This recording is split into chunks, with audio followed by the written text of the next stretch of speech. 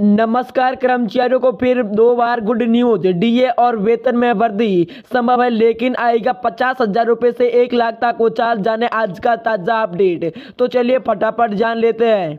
केंद्रीय कर्मचारियों और पेंशनर्स के लिए बड़ी खुशखबरी। 2023 में एक बार फिर 2 और तोहफे मिलने जा रहे हैं। एक तरफ जुलाई में कर्मचारियों का महंगाई भत्ता 3 से 4% बढ़ने का संकेत दे रहा है। इसका अनुमान फरवरी में ALCPIS के आंकड़ों में लगाया जा रहा है। वहीं दूसरी तरफ आगामी चुनाव से पहले फिटमेंट फैक्टर बढ़ाने पर विचार हो सकती है। चुनावी मुद्दे में 8वें वेतन आयोग को लेकर एक बार फिर चर्चा तेज हो रही है। अगर ऐसा होता है तो कर्मचारियों को सैलरी में एक बार बम्पर उछाल देखने को मिलेगा।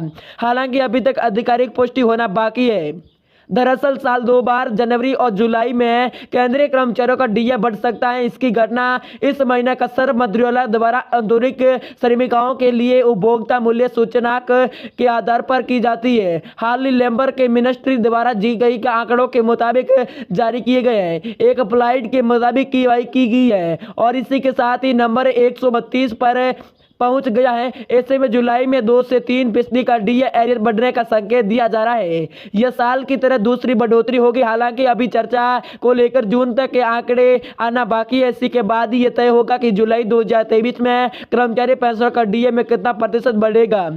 मीडिया रिपोर्ट्स के मुताबिक अगर जनवरी और जुलाई तक ARC में डेक्समर के आंकड़ों के मुताबिक इजाफा होता है तो 3% का महंगाई भत्ते में बढ़ने पर कुल 45% और 4% का महंगाई भत्ता होता है 46% होगा। नई दरें 1 जुलाई 2023 से लागू हो सकती है। इसका ऐलान रक्षाबंधन के आसपास किया जा सकता है। हालांकि अभी तक आधिकारिक पुष्टि नहीं की गई है और कि कितना डीए बढ़ेगा और इसका ऐलान कब किया जाएगा। वर्तमान में केंद्रीय कर्मचारियों का 42% का डीए का लाभ मिल सकता है, जो 1 जनवरी से 1 जून 2023 तक लागू रहेगा। इसका लाभ 48 लाख कर्मचारियों और 67 लाख पेंशन भोगियों को मिल पाएगा।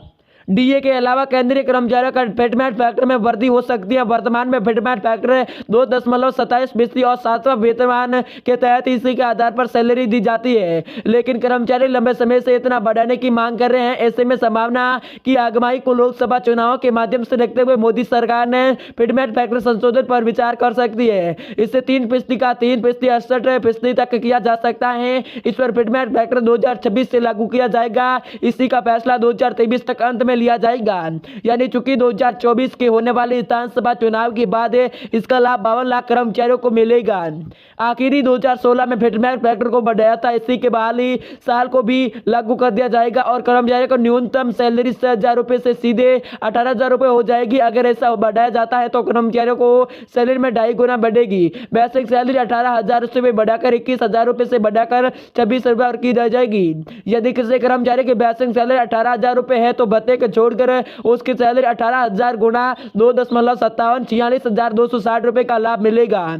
इसी तरह 3.68 गुना सैलरी में 95,680 रुपए गुना 26,000 3.68 95,680 रुपए की जाएगी। यानी सैलरी के मुताबिक 50,000 रुपए दी जाएगी और इसी का लाभ भी 50,000 रुपए दिया जाएगा। 3 गुना फिटमेंट फैक्टर होने पर सैलरी में 21,000 3 गुना भाग 63,000 रुपए होगी। वही 1,55,000 के आसपास मूल वेतन 39,835 रुपए हो सकता है, लेकिन 1,55,000 रुपए के बाद ही 2.57 गुना में 39 लाख रुपए का वेतनमान दिया जाएगा। दोस्तों जानकारी पसंद आए तो इस वीडियो को लाइक करें, अपने दोस्तों के साथ शेयर करें। हम फिर बताएं किसी नेक्स्ट अपडेट के साथ। Thank you.